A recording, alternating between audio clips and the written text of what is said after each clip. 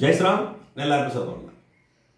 ఇప్పుడు మన రాష్ట్రంలో చాలా ఎక్కువగా ఈ పారిశ్రామిక వాళ్ళు, క్యారిడర్లు, కంపెనీలు, సంస్థలు పెట్టే ఆలోచనతో ఉన్నట్టుగా ప్రభుత్వం నుంచి ప్రకటనలు వస్తున్నాయి. అయితే ఇవి చాలా ఎక్కువగా ఒకే దగ్గర కేంద్రీకృతం అయ్యే అవకాశాలు కూడా కనిపిస్తున్నాయి.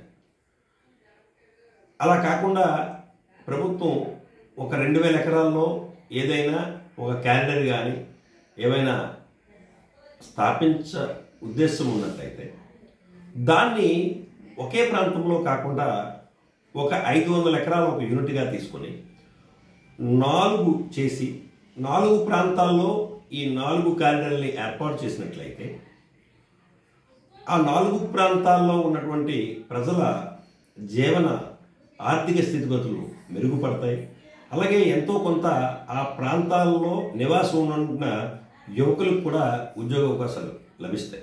అలా కాకుండా ఒకే దగ్గర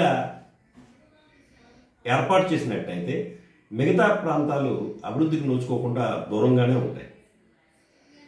మనకి గతంలో ఆంధ్రప్రదేశ్ విభజన జరిగినప్పుడు హైదరాబాద్ కేంద్రీకృతంగా అభివృద్ధి జరగడం వల్లే మన రాష్ట్రం చాలా వెనకబడిపోయిన పరిస్థితి కనిపించింది.